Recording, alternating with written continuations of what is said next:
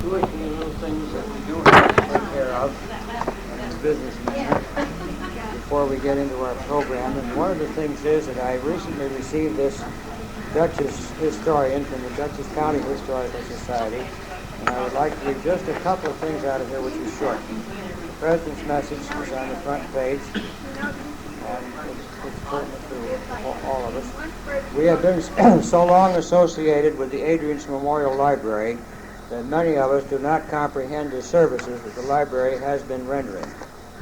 When we move to the Clinton House, we must assume the responsibilities formerly discharged by the library.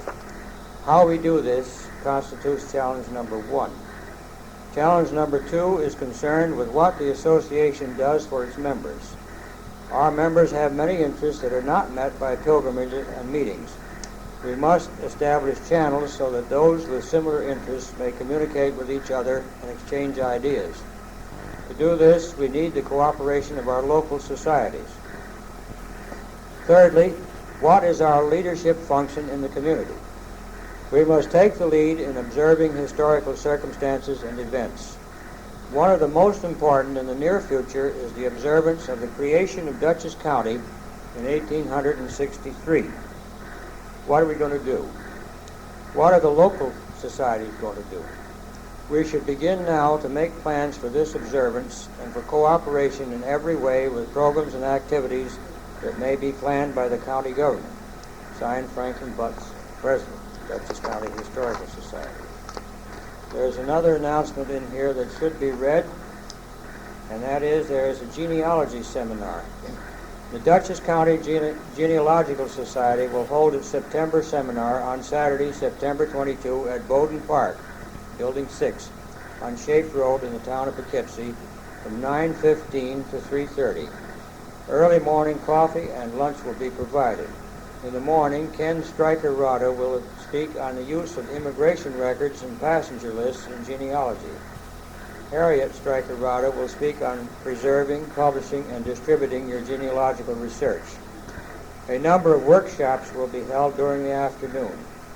Topics will include the interpretation of old handwriting, genealogical libraries in the New York City and New Jersey areas, research in the Midwest, and how to begin your research. Reservations can be made by contacting the Dutchess County Genealogical Society, P.O. Box 708, Poughkeepsie. Registration postmarked on or before September 15, which has gone by, $10 each. Registration postmarked after that, $12 each until the space is filled. And then we have a more or less local announcement here, which I think is very nice because the author thereof is a guest of ours this evening. The first 150 numbered and signed copies of a new book published by the Dutchess County Historical Society are being offered to members at a 20% member discount. 18th century documents of the Nine Partners patent, collected by Clifford Buck and William P. McDermott, is at the printers for a December, just in time for Christmas, publication. This hardcover 750-page book is the newest addition to the collection of the Dutchess County Historical Society. In it are the following. 1. A 100-page verbatim transcription of the proceedings of the Nine Partners from 1730 to 1749. 2. Summaries of 2,300 18th century documents describing sales of land, mortgages, and estates. 3. Town minutes of the period. 4. A 92-page name index, which also includes roads, places of business, early mills, and so forth, occupational designations, and other items of importance to the 18th century resident. The Nine Partners patent included the towns presently known as Amenia, Clinton, Hyde Park, Pleasant Valley, Stanford, Washington, and most of Northeast. And the documents in this book apply to all these towns. Maps of the Nine Partners patent, Hyde Park patent, Pauling-Stottsburg patent, and the Oblong are included. Orders are now being accepted. Discounted price to members is $22.50 plus $1.75 postage and handling. Please send your check in the amount of $24.25 to the Dutchess County Historical Society, P.O. Box 88, Poughkeepsie. Postmark date will determine the number of the book reserved for you. And the rest of this is about events around the area, and I'm going to leave it here for your perusal. And it's nice to welcome Clifford Buck, the author of that book, to be with us tonight. Now, the only thing that through the summer, you all realize our annual meeting is in October when we start over again. But before that, I want to thank Fran Hoffman and Harold Armstrong for their good services over a long period of time and seeing that we have something to eat at the conclusion of each of our meetings. And it has been suggested, and I think it's a good idea, that we appoint a little committee to be sure that different people get called to bring things each time so that the same people don't keep bringing things. And I'm going to ask Fran and Harold if they wouldn't constitute that committee. It's no addition to them. They've been doing it right along all the time anyway. But will you assume the responsibility of seeing that somebody gets called, and then you can remember that I called somebody this month, I'll call somebody else next month. Would you do that? Thank you very much. I'm not too sure whether our program committee term of office expired or not, but they did a marvelous job for us last year, and if they aren't here to defend themselves, I'm going to reappoint that same committee. It was Aline Romero and Ruth Owen and Ellen O'Neill. Yes, Ellen O'Neill. She's guilty too. So I don't think there's going to be any objection to that. We do thank them. I think I thanked them in June, but I want to thank them again because they did do a very good job, and I'm sure that all of us were very well pleased with their performance. So they aren't here to say no, so they are automatically reappointed. Now the next thing Ruth is here. She didn't say it was too late. Ellen Ruth is here. Just missing Aileen. The reason I was put on there is because Willis belonged, and it was Ellen and Aline, and he doesn't drive an accident, so I just rolled him over just to say, Well, that's all right. That's all right. You see, unbeknown to us, that background reason, but you got the credit. So you now are officially a member. I don't feel hurt either. You are officially a member of the committee. Okay. Now, we're going to have some offices expire at the beginning of October, so you've got to have a nominating committee. And I would like to appoint Sally O'Brien, Elton Gould, and Willard Owen to a nominating committee to report at the October meeting.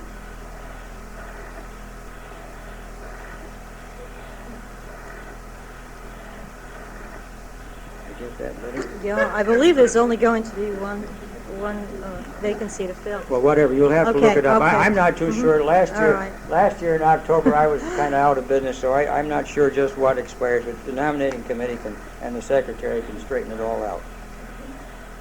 Now, there's one other item that I don't want to take any action on or get into any discussion in tonight, but it has been suggested that we are functioning on a very low income. We only pay the association $2 a year, which is pretty cheap. And we need a little bit more money, and it's suggested that we change that to $3 a year, beginning in October. But I'd like to have us all think about it, and this is not a motion tonight, but I'm just bringing it up. Think about it, and then we'll take action on it one way or another in October. That's about all of the real business we've got to transact. And I'm going to now turn the meeting over. Well, before that, I should say make a little preliminary remark maybe. You will recall that the Society sponsored the production of tapes by Louise Tompkins and Edna Tilsley and Betty and Peter. And they've been working on it all summer. They reported to you in June, I believe, that they were in the process of doing it. And a great deal of credit goes to all of them. And the Society is, I'm sure, very much interested in their work and very appreciative of all they have done. So I'm now going to turn the meeting over to Edna Tilsley, who has been primarily responsible for seeing that this program is carried out. And she will credit her assistance, I'm sure. So, Edna, the meeting is yours.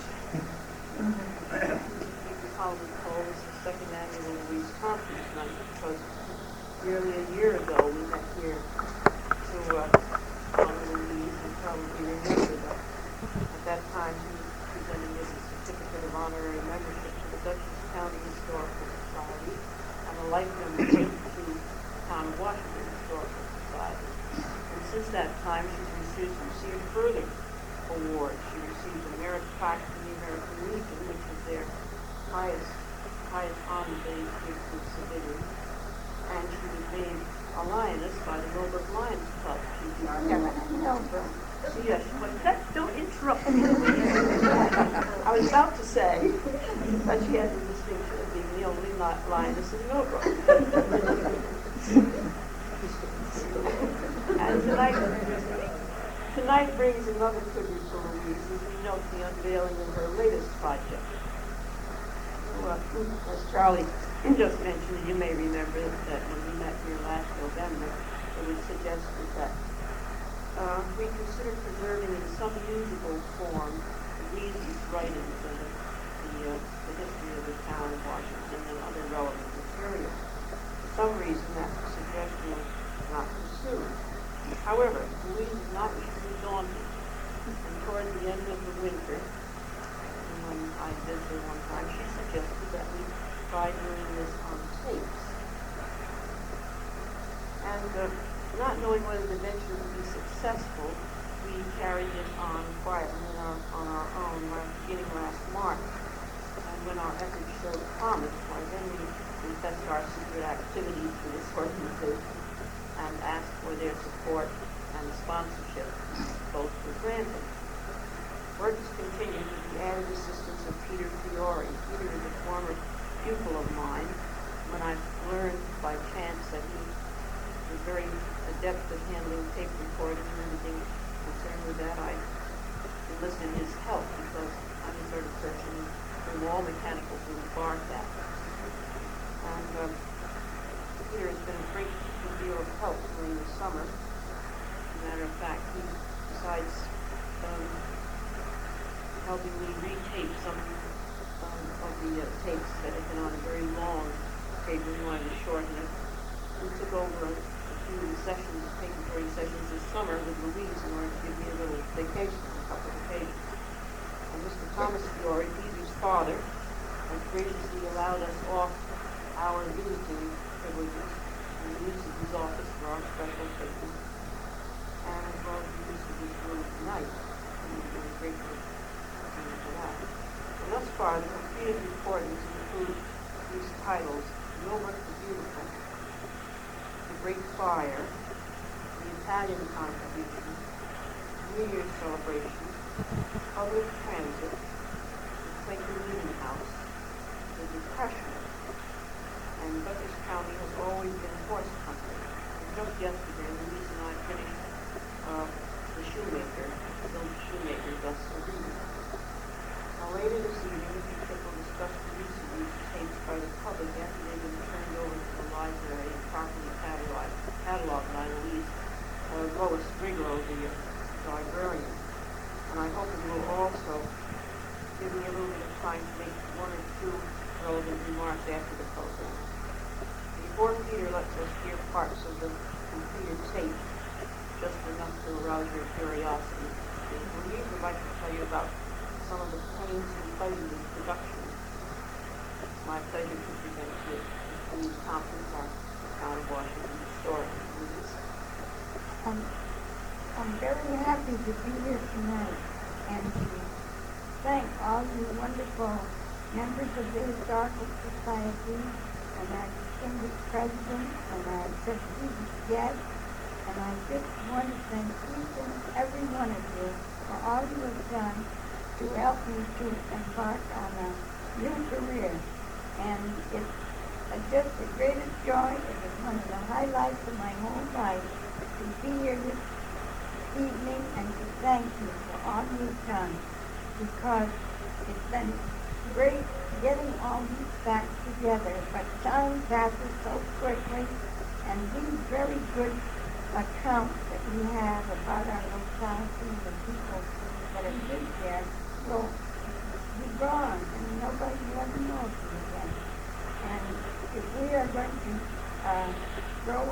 generation of patriotic young people. We must let them know their goodness heritage and the people that have made this place and this country what it is today. And I'm so grateful to you that you have helped me so much, and Edna and Peter and all of you, and sponsoring me in this project. It's been a lot of fun. We taped one on Notebook for Beautiful. We were right in it, and I put a pillow on my chest, and the microphone was coming out to my mouth. Edna holds up the cup, and he makes the tape. Well, one day, she was helping me tape, and I said, Edna, I hope the rumblings in my stomach won't come out on the She said, oh no, and we went on to the tape. And we always like to play it back to see if it's all right. And right in the middle of the tape, I hope the rumblings in my stomach won't occur. Yeah, they were. So we have to make it over again to get it right. And another thing, I wanted to improve my voice so it would sound better on the tape. And I took a few voice exercises that one of my aides this summer, a girl who went to University of West Virginia last year, studied theater. But I don't dare give them because I'm afraid somebody will send me with white coat and make it sound funny. But they do help my voice. And I've been talking back to the television because Edna and I found out that if we talk quite a bit, my voice sounds better and clearer. So the other morning I was talking after Dick Martin. I like his voice because it's very expressive. And he would say a line, and I would say it right after him. All of a sudden, I noticed the tape next to me pulling out to go down after a nurse. She thought I needed a nurse. I was going outside. And it went on like that. And it got along very well, and I'm so grateful to Edna and Dick. And I hope you will like what I have done. And remember, I'm taking voice lessons from the television, and I hope to make better and better tapes in the future. I thank you.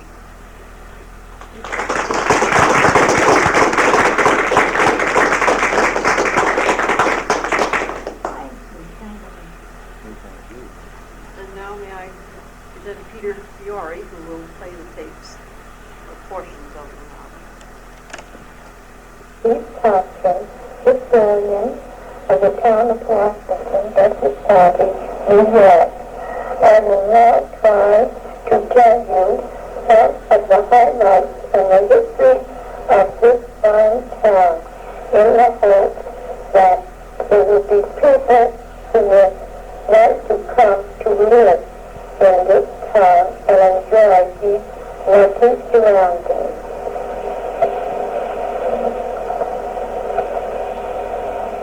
The tender little village of Millbrook lies like a gem amid the rolling hills and broad meadows of the town of Washington in Dutchess County. Richard Hart came to this region sometime between 1755 and 1750 and built a grist mill on the stream which runs through a deep ravine on its way to join Wappingers Creek. Some of the stones of this mill will appear in the old foundation on land owned by Dominic Manella.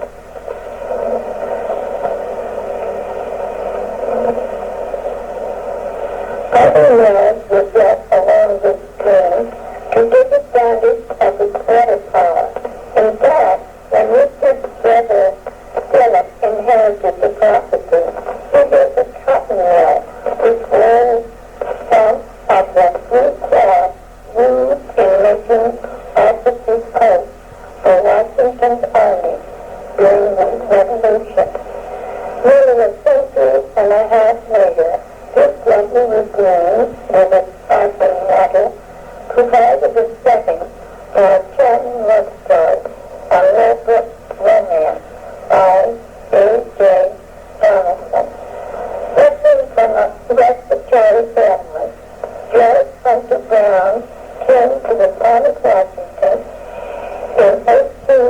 to improve itself. A number of brown brothers arrested New York brokerage firms. He saw the need for a railroad to bring Dutchess County out of its wilderness. As he conceived it, the line would run from the Federal ground in New York all the way up to Montreal, and his dream really came true. The River, Dutchess, and Columbia Railroad was completed through the town of Washington in 1869.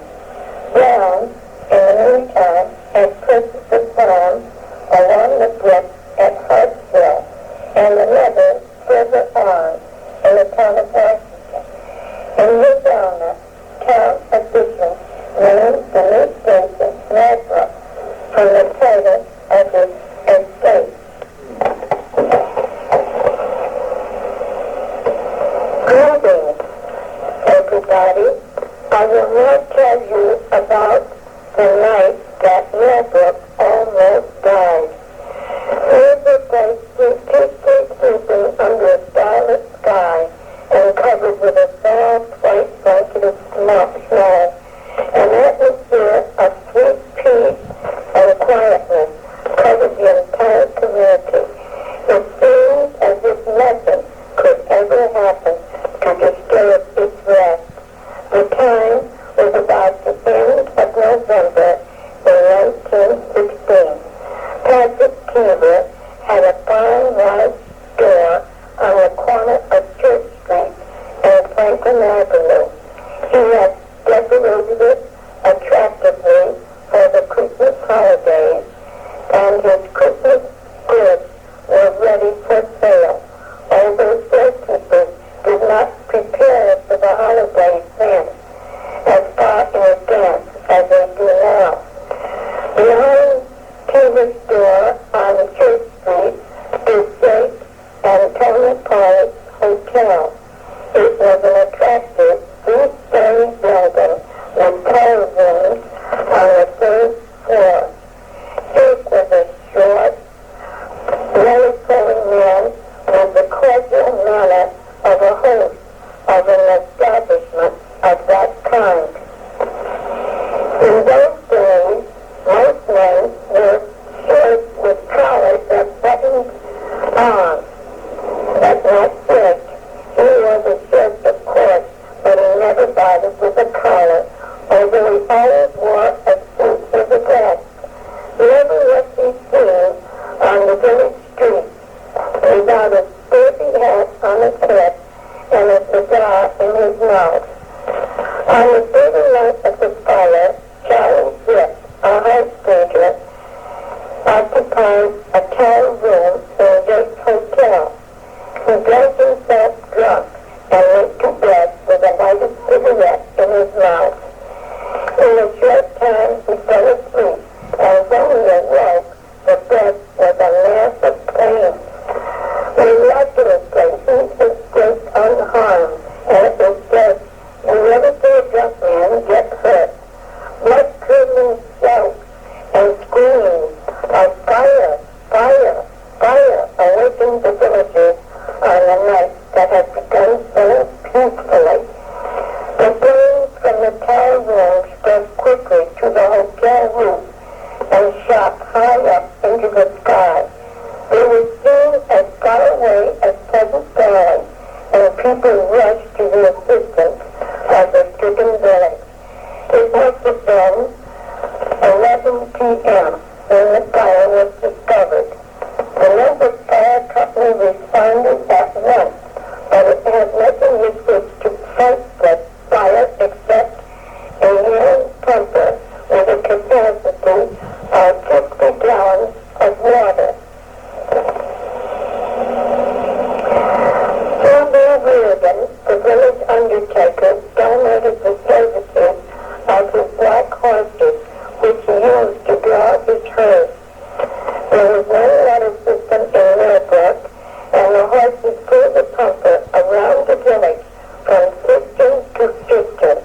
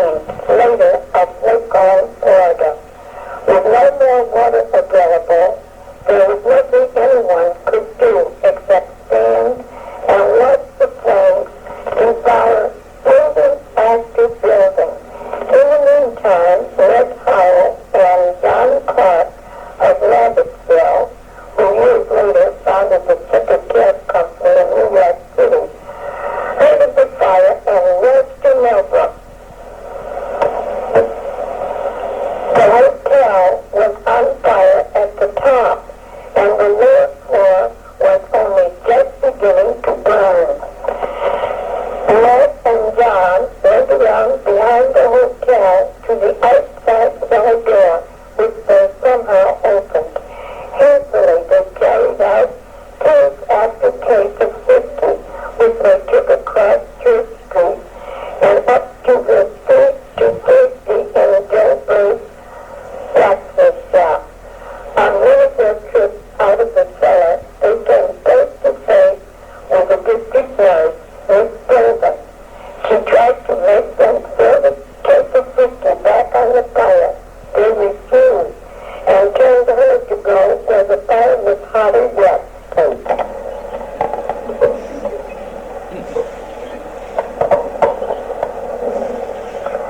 Greetings, everybody. This is Tompkins, historian of the town of Washington in Essex County, New York. I will tell you of the contribution of Spanish Italy to life in Millbrook, Essex County, New York. This is the first part of a two-series detailing the contribution of the Italian Americans to the development of Millbrook. In part one, details the influx of Italian immigrants from Fondi, Italy. Part two, next week, will discuss some of the early Italian families here as part of the celebration of the bicentennial in 1976. The history of the community was written featuring familiar names like Barn, Beavis, Rabbit, Worm, and the like. Not included in that history, however, were names like Lardone, Lazzarelli, Delhi, Baccheri, Larona, Pioli, Balti, Pieri, and other Italian-American families who have also had an impact in making Millbrook what it is today in 1979. That part of Millbrook's history began in the little village of Fondi, Italy, about midway between Rome and Naples. Most of the original families in Millbrook immigrated here from Fondi in the last 2 decades of the 19th century and early in the 20th century. The early Italians here came from a variety of trades and, like other immigrant groups, came to America because they believed that if they worked hard enough, they could make a better life for themselves here than was possible in the old country. But, like other immigrant groups, they found themselves discriminated against. They were even denied living quarters in this vicinity and could only get the most menial of work. They did eventually find a friend, however, another immigrant who had come before them from Germany and made good here. He was Charles S. Dietrich, and he showed them compassion. It is said that no doubt he remembered the nerve-wracking days when he had arrived in New York, a young immigrant among strangers from the Black Forest region of his homeland. He himself had been helped by Henry Davidson Sr. and has gone on to make a fortune as the founder of the acceptance gas industry. By the time the Italians came to Millbrook, Dietrich was among the wealthiest men in the area, with his Bayheim estate running some 5,000 acres. His assistance gave rise to a legend, which, like many, is basically untrue, although it has a grain of truth in it. It has been said that Dietrich brought over skilled stonemason from Italy, who made the beautiful stonework on his estate. However, this was not the case. The Meade and Cass contractors of Cornwall-on-the-Hudson did the stonework on Deepest Hill at about 1890, and on Halcyon Hall and Elite Hotel opened in 1892. This hotel failed, and in 1907, Miss May Friend Bennett purchased it as a home for her school. Apparently, it was me and Cass which brought in the stonemasons to do the work. The head stonemason working on the Dietrich estate was Nicola Harasko.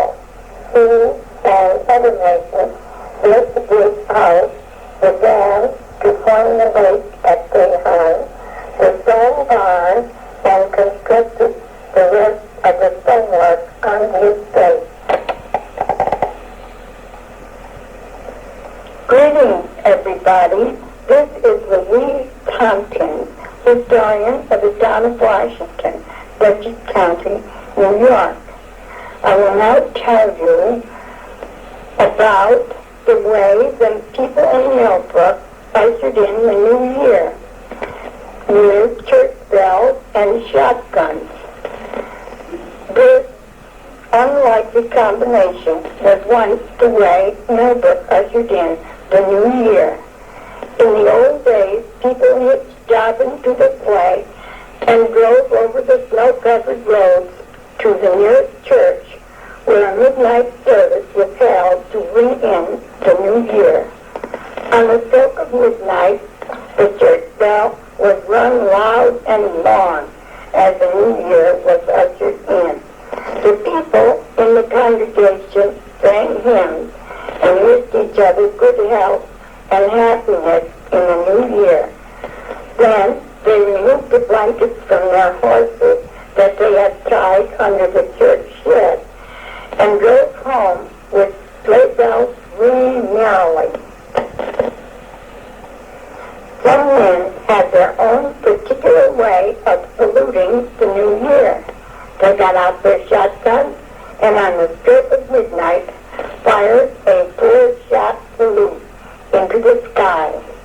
The late well-known Benjamin Curtis saluted the new year in this way when he lived in Millbrook, and his son-in-law, Everett Gray, is carrying on the tradition. The late Moses Cummings of Oak Summit Road also used the four-shot salute in welcoming the new year.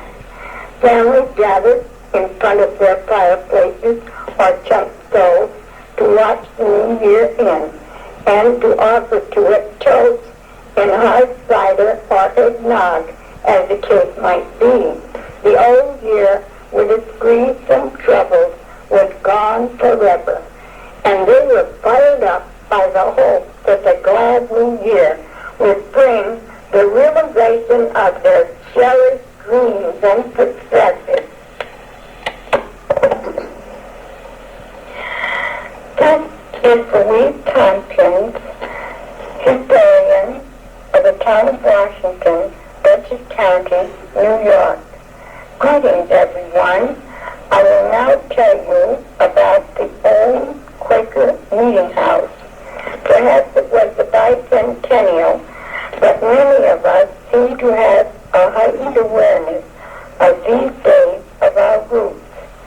A few weeks ago, the members of the Lyle Memorial Federated Church once again held their services at the old Quaker meeting house at Mechanic, or if you prefer, Mechanic, near the Church Street Route 343 intersection in Millbrook.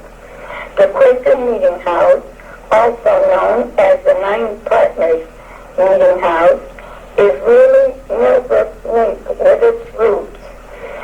The Great Nine Partners was a land company composed of Caleb Heathcote, James Emmett, Henry Filkins, Hendrick Ike, Augustus Graham, William Creed, John John Erickson, David Marshall, and David Jameson.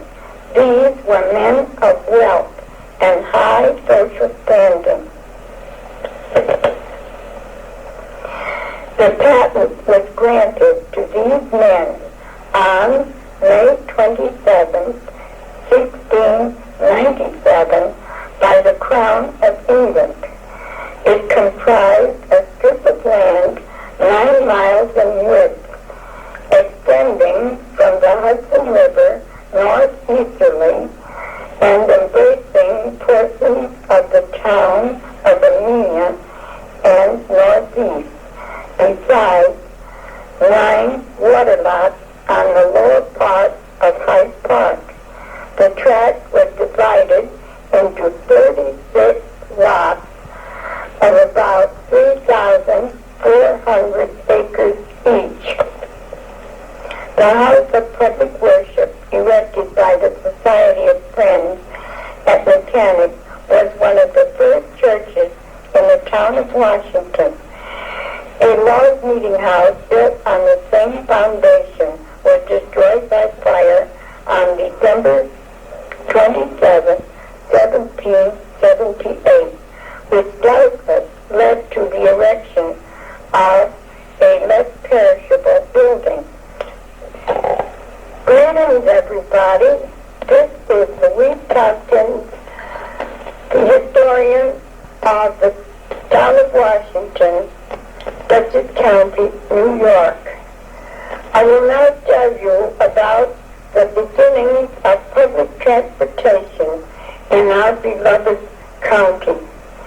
Imagine the excitement of a few inhabitants of Denver Plains in 1797 when they saw the dust and heard the rumble of the stagecoach from Albany coming down the post road.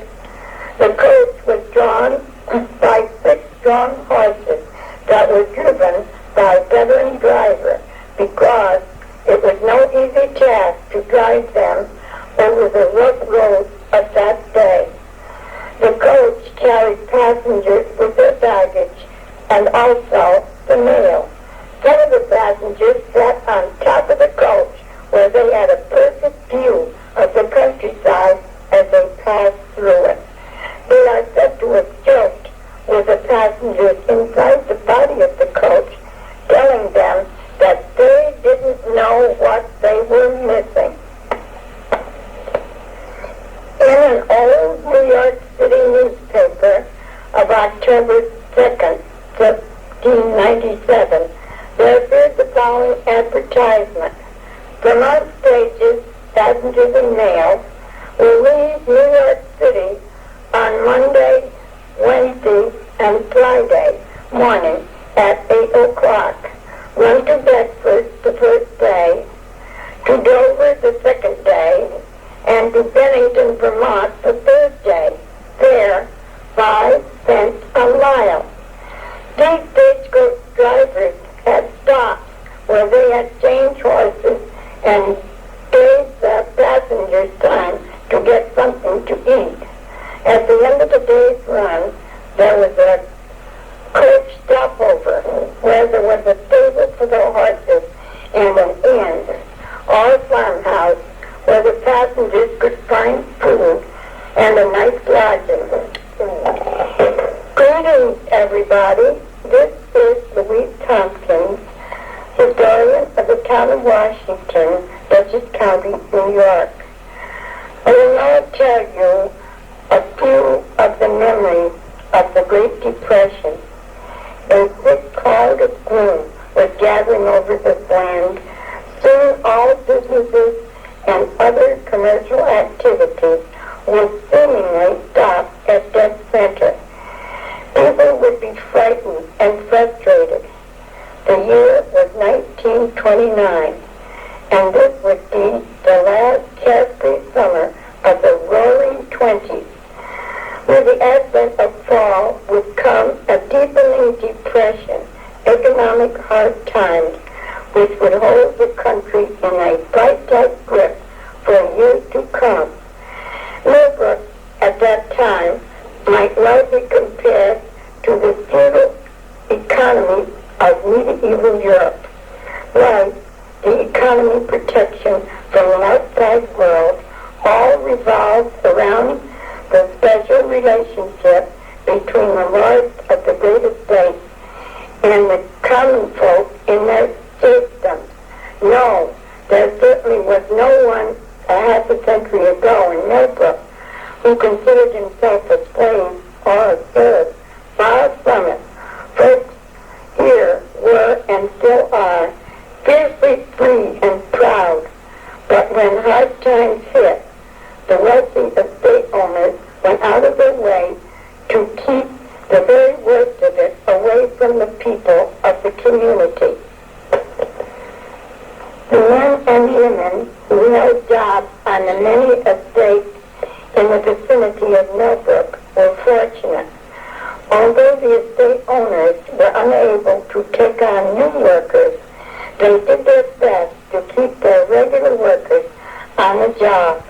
Many of these workers lived with their families in houses on the estates.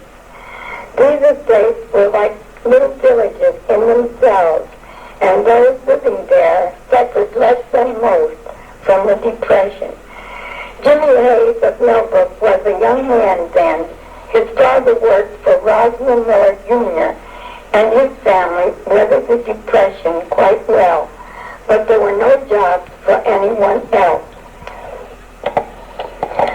This is Louise Tompkins, historian of the town of Washington, bringing you a story about the horses of Dutchess County. At one time, they were the favorite animal in the county. They were absolute necessity for family transport or working the farms. But as long as there have been horses in Dutchess County, there have been people willing to raise them. The sport of teams has always had a big following in this area. It's possible that animals from this area were responsible for the Kentucky horse racing industry and the bobtail nag of first song fame. At one time, there were 24 racetracks in the county where horses could be raced for purses and spectators could follow the thrill of victory and the agony of defeat.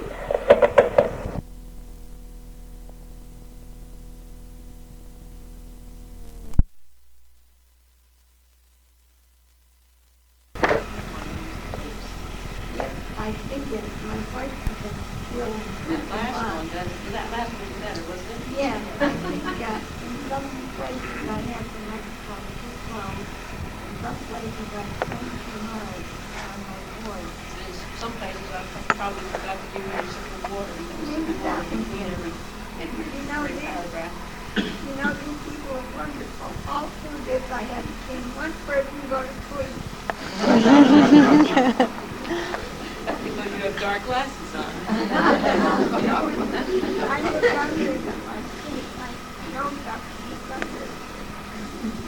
And I thank you so much. You made all this cheer drawing possible for me by your help and your giving to my college and your son and you. And I think I'll do that number tape over again. No, the original one is much all right. I think it's just this retaping didn't turn out so well. Well, at this point, I would just like to say a few things, Charlie, if I could, about that article which appears in the round table. I'll tell you the story of that. Last spring, when we started this, somehow Harvey Alster got wind that we were doing it, and he called me and wanted an interview, and I said, no, of course not. This was a project that the Dutchess County built the Town of Washington Historical Society, and there would be no information for publicity until our fall meeting. So they said, well, keep you notified about the meeting. We said yes. So we had a very good planned meeting. Betty Tyrrell, our publicity person, and Peter and Louise and I planned the program, and they had their publicity already. But Harvey Alster, doing perhaps a little, I guess, called aggressive journalism, played the trick on us, and he instead of reporting out here with Louise quite unwittingly gave her an interview. That afternoon late, she called me and asked me to meet with her and Louise for an interview that Mr. Oscar had set her on the tapes, not telling me that she had seen Louise. And I told her the same thing. I thought it would be very unethical to do that. This information should appear at the meeting itself. But anyway, you see, it didn't happen in the paper. I mentioned much from several things were erroneous. There's not been 2 years in the planning. We did start last March, as I told you. And it's not a team, actually. These are here when Jack and a few other things. So that wasn't intended on our part. It was intended to appear for the public display. Well, I want to say that when Trish came down, she brought her adorable little 2-year-old daughter. And I was out on the back porch, and they came out, and the kid was running around like a pinwheel. And I was saying, don't let her grab my feet, don't let her grab my feet. And Trish was trying to write down what I said. And about that 2 years, I have to explain that. It didn't refer to tape making. It referred to about 2 years ago, I got a friend of mine to Christ how much it would cost to publish a little pamphlet I had, not a manuscript I had, about out of the wilderness in Dutchess County. And the friend told me it would cost $600. Well, now I suppose it cost more than that. But I didn't get it all out, and the kid kept getting more and more nervous. And I said, to drink, I think she went to go to the bathroom. She said it's too late. And so then we came back down to my room to take the picture. And we've been in there maybe about 15 minutes when somebody came in and said, Louise, open the window. It's awful in here. And it was the poor little kid. And nobody knew what it was, but I thought of a limerick and said, I invited the bishop to tea, and his rumblings abdominal were something phenomenal, and everyone thought it was me, and that was in regard to that smell. And a few other points there like that got mixed up, so I hope you forgive me. I had told Harvey Oscar about it, but I didn't think he was going to write like a taboo did to make it public. I just thought he might like to be down here tonight. That was about a month ago, I guess. So I'm very sorry. I hope none of you are mad at me. I learned a lot from We that. did want to know that Betty did her job, did her publicity all in return. They didn't accept it because they had requirements. Yes, Yes. she's done a lot for me. This with me and helped me, and I'm very thankful to her.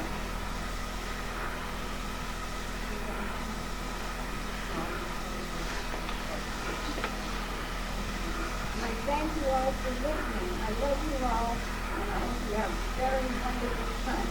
So I see you again, maybe next year. And I promise you, I'll work on my voice and get better and better Louise.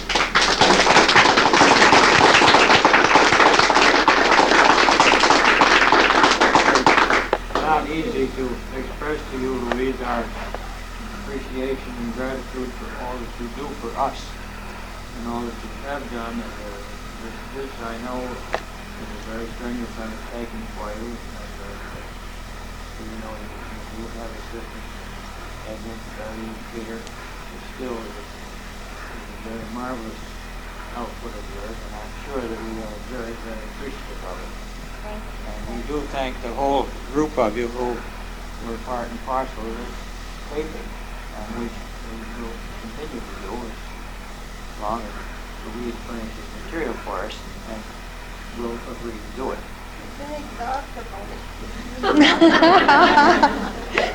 I was sitting here thinking that I don't suppose there are too many no brokers that would standing around watching that fire that you were talking about, but I was one of them. Yeah, I was one of them. And it was a cold winter night, and it was quite a performance. However, we're not going to get into that. But with all that, now we've got these tapes, and what you have heard is excerpts from various tapes. But the complete tapes are available, and they're going to be in the Millbrook Library. And I presume, if I'm not mistaken, that what we thought in the beginning, that we could arrange that they could be loaned out in the way the library books are. Was that your understanding, Evan? Well, when I talked with Louise, which is in my mind, when I talked with Lois Riglow, she suggested that they not be loaned out, that they be used there. The library has an adequate cassette player. And she said if the schools, someone mentioned that because of the use of the school, if the schools would like to use it, they could do as we have done, they could borrow and tape them and use, make their own tapes to be kept at school if they wish. But she suggested that they not go out. No, I didn't really mean loaned out the way you loan out books, but I mean in the library they could be played. People probably would like to use them for research material, and like you go to the library and you want some research material, you take that book and you do your research and you put the book back on the shelf. And the tapes would be available, and they have a tape player. And is it the consensus of this organization that you should be made available on that basis? I really think it is.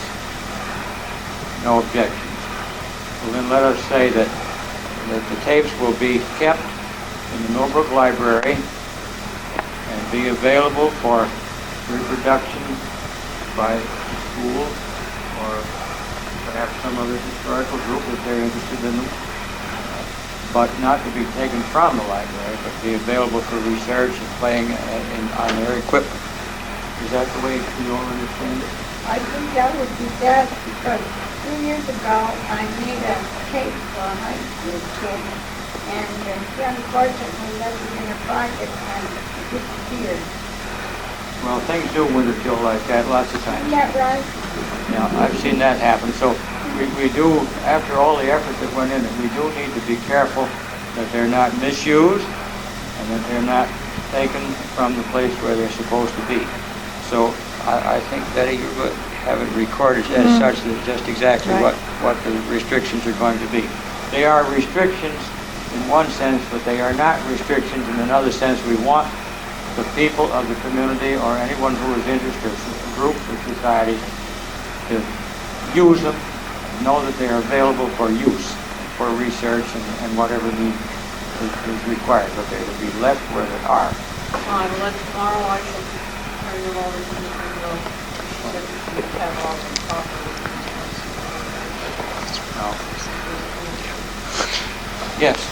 Ellen. I was just wondering, could we say tape one and let say a tape out for people to use and just retain the original without letting you know? You can retape. That's the idea of the thing. If anybody wants them, schools were mentioned if they wanted to use them. But the school is not to take the tape from the library up to the school and play it and not know whether it's coming back or not. If you want a tape, you take the tape in the library, take your tape recorder to the library, transcribe it from their tape machine, and take yours home. I'm just wondering if maybe we want to have Some duplicates. a duplicate made that this retaping can be done, and do we lose that much every time? I think you lose a little bit. So I mean, if Because I'm just concerned about something happening to the originals, even if they're kept in the library. I'm still concerned that we might not have. that's a good idea, you can retape them. Anybody, I mean, as an individual, but whether I think we can leave that. I mean, as much as this is brand new, certainly nothing's going to happen to them between now and October. I think we can keep thinking about it and maybe work that out. We can say, I mean, Lois will keep them safely now under those circumstances, correct? No. Well, then that's where we are now. And then October we can discuss it further. There's nothing wrong with your idea, Ellen. People can make copies of the originals. Now, as far as I'm concerned, I don't have anything further to bring before the meeting. And does anyone else? Yeah. Carter asked me to tell you that the experience she had this summer when she was visiting at Falmouth on Cape Cod. She said that at the library they have a 30-minute period each day called conversation, at which there would be, for which there would be an announced topic, a specified person to begin the discussion on this topic. And this was a taped session. And then the conversation would flow naturally. Other people would add to the conversation, and within 30 minutes would cease. And this tape then was put in the library as part of their historic documents. It's an interesting way to do it, and of course the word here is no word. It's not dramatic. She said there, of course, that has been so near the woods hole where there are so very many knowledgeable people in the areas, but they're knowledgeable scientific areas. They have no trouble. But nevertheless, it's an interesting thing to do to mind, and it might happen to be the other thing that I did want to mention that when I talked to just two other people, that some of us hope that this project of Louise's might be an impetus for further taking by other people from actually reviewing certain people in the community. We're not just jotted down to people in the community. Might have some interesting things to tell us, and we've done before too long probably. There's this Grace Briggs, who knows so much about the Grange, works so much in the Grange and the Republican group, and Mrs. Wentworth Bacon, who tell us a lot about the local theater, who was now the old Silver Horn and not the Chipmunk, and Alex Laurie, our early cabinet maker,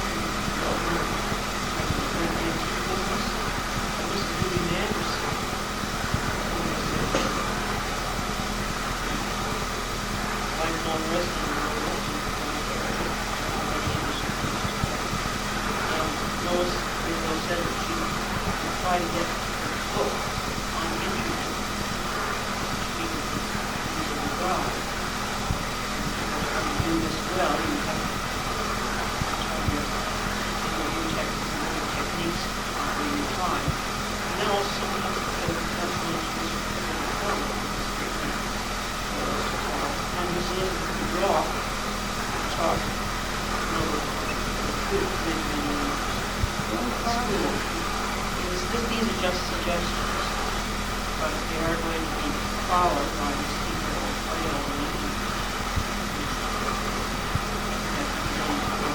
very. I think that is a brilliant idea because I have known so many old people in the past, and now I think, why didn't I ask them? And if you can't get any help out of the book, just watch the interviewers on television. I watched Tom Brokaw and Jane Pauley, who had the real education, the way they pull facts out of it, sometimes reluctant literature, but scared to death literature. And I'm sure this will be a great thing to do. And I want to thank all of you dear people for helping me so much. And it's made me so happy. It doesn't bother me really. I just have to lift up a bit maybe.